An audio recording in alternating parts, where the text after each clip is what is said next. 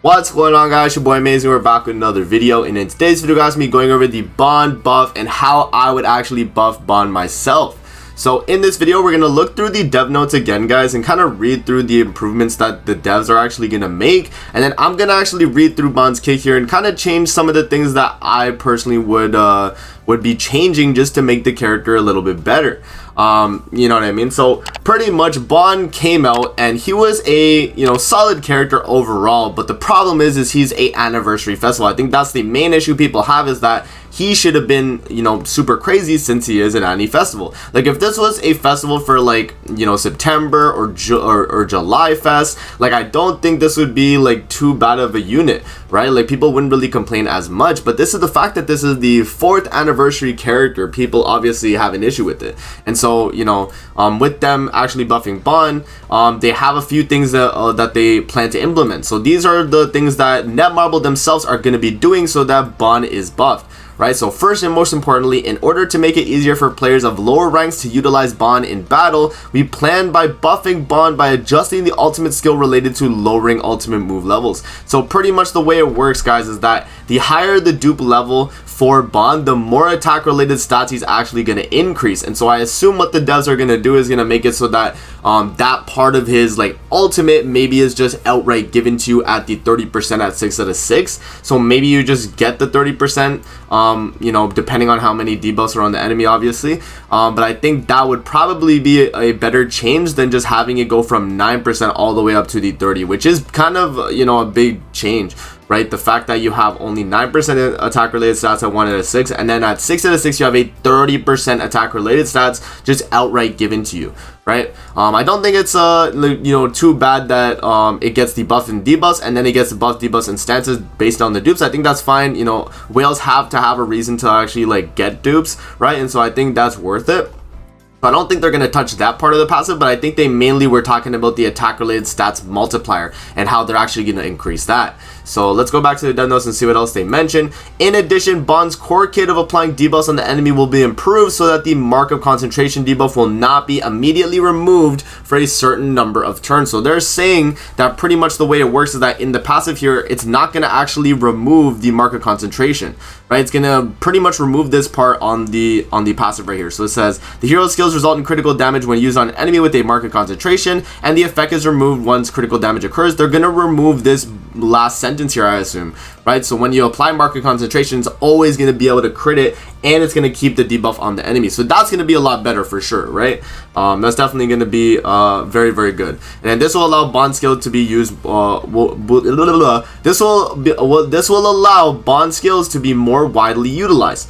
Furthermore, Bond's survivability will be buffed to provide additional opportunities in unfavorable battles. Lastly, we will improve Bond's freedom regarding team comps and synergy with other heroes. So maybe Bond won't be only a 7 Deadly Sins character buffer. It's possible that they could make him a human buffer as well. It seems like they want to make him more universal, as in, being able to be run on multiple different team comps, than being forced to, run with the 7 Deadly Sins allies because of his passive and the way it works. But I mean, I don't think that's like really too much of a good thing, honestly, unless they make it like if Bond becomes a human slash sin support or like sins buffer, then I'm down for that. Like, if it's increased HP related stats of the 7 Deadly Sins allies slash human allies for every human or 7 Deadly Sins ally on the battlefield, I think that's fine. That'll be a good buff right there, because that means that Bond is going to be able to be run with a full human team and like Roxy and him. You know what I mean? If his marker concentration always stays, then he could just like apply marker concentration. Next turn comes around, he drops the snipe card, boom, one shot, and like it would be with Roxy too, so you'd be able to get that like extra damage, and they would all get the lifesteal. And maybe instead of changing this from HP related stats, they just change it to basic stats just outright. Basic stats is just so much better than just lifesteal. I do like the fact that lifesteal is given to you. Maybe what they could do, they could probably just lower this multiplier by a lot and then just give it all stats, bro. Screw it, man. Just give all stats, bro. If you're already going to give HP related, might as well just give all stats, bro. Make it 3%, and then for every ally on the battlefield, those allies get the 3%, right? So it'd be 3, 6, 9 for 3 units. And then if it was 4 units on the battlefield, if it was like Heroes Arena, then you get 12% HP related, which is a lot less than the what's it called, the 20%, but at least you'd be getting all stats overall, right? I think that'd be a lot better. So that's something they could definitely do. And then yeah, so they said Bond survivability will be buffed, so maybe somewhere in his kit he gets a lot more tankier, or you know, he gets like more damage reduction. I don't think they'll give him more damage reduction though. I don't know how that's gonna go. Maybe the attack related lowers increase as well. That's possible that they can do that. But again, we'll have to see. So we are aware that changing the hero's kit could have an impact on players' trust in us, which is why we have come to the decision only after extensive deliberations.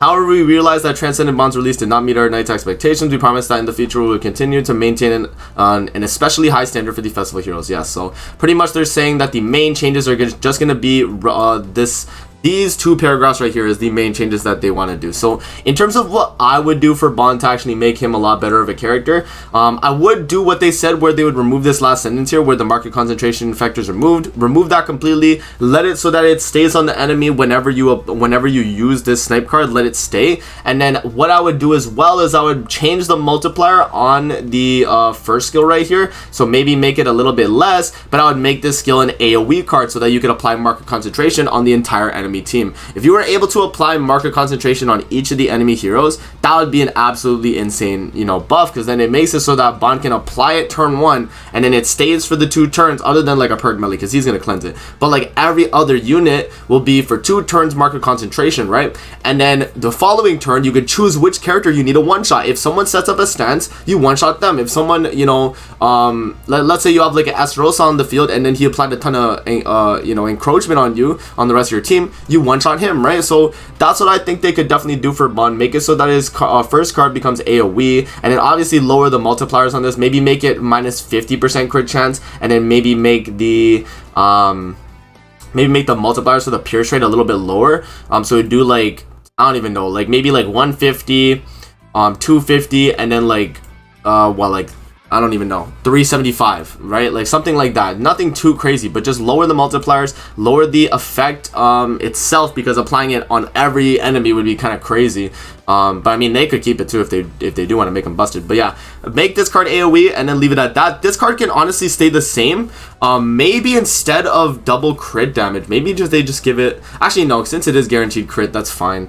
Yeah, I mean, I guess it's fine. This card probably stays the same. I wouldn't really change this card too much. Maybe make it, instead of up to 7 times, maybe make it up to 10 times, because you can still apply a ton of debuffs on the enemy. Obviously, you know, his passive maxes out at you know, 6 total, because you apply the market concentration and then the attack related debuffs. But you obviously are going to be getting debuffs through other means on your team. You have like Green Sario Link, you have like Infinity Merlin, you have like Ragnarok Merlin, you have you know, like Dissolve. Like there are so many other debuffs that you can apply on the enemy. So I feel like Snipe going up to like 10 times might just be like, you know, super crazy. I'm down for that. 250% damage increase instead of what was it, 175 damage increase. Something like that would be pretty crazy, right? So that's what I would mainly do with those. And then I would actually agree with the devs. I would fix the attack related stats multiplier so that dupes aren't really reliant on that. Maybe just put this part in the passive instead of the ultimate, and just put like the hero for every attack related debuff on the enemy, you gain attack related stats up to 30%, right? Maybe just take that part out of the ultimate itself and just put it in the passive, and then keep the rest of the ultimate. I think the rest of the ultimate is fine, right? Like the 4 to 6, 5 to 6 effect becomes buff and debuffs, and then 6 out of 6 becomes buff, debuffs, and stances. That's fine. And then the rest is just before pretty much resonance. So like I think it's fine, and it has power strike too, right? So the ultimate's like already fine, you know, in my opinion. And then all they would have to do is just take the attack related stats part out, keep it at the 30%, and then just put it in the passive, and then that's just gonna be really good right there. And then I guess for the passive itself, I would definitely increase the multipliers on the attack related lowers from 2% maybe to like, no, maybe to like 5%, honestly, each 5% per each, so you go up to 25% attack related lower. That's going to be very strong versus, you know, 2% up to 5 times, which gives you 10%, which 10% is not a lot, guys. To give you guys an idea, Purgatory Millie gets 50% just by using skills. He gets 50%, or by being attacked, he gets 50% attack related. So if we can at least cut that in half with 25% attack related lower, then I think that would be really, really good. So that's probably the main changes I would do with Bond, guys. Make him a human and 7 Deadly Sins unit. Maybe change this HP related to all stats. Keep this part of his passive, but also apply more attack related lowers. Make this card AoE, and obviously lower the multipliers, and then move the attack related stats buff buff from his ultimate into his passive, and that's pretty much what I would say Bond would make him broken. Honestly, that would honestly make Bond broken. All those changes that I mentioned right there would really make this guy super crazy. But I don't want to, you know, completely change his kit, because I do like the fact that he's kind of, you know, buffing the Sin allies, and I think that's fine. I think he can stay on 7 Deadly Sins, you know what I mean? I think he could definitely be one of those characters, so I don't see him, you know, completely being like on another team or anything. So I kind of wanted to keep that, like, you know, that idea. So that's gonna be it for the video. I hope you guys enjoyed. Don't forget to like, comment, subscribe as always. If you guys want to see more videos like this, definitely let me know in the comment section below. Guys, let me know what you think about how I would buff Bond, and how would you guys buff Bond. Let me know in the comment section below. And that's gonna be it, and I'm gonna see you guys in the next video. Peace out and have a good rest of your day.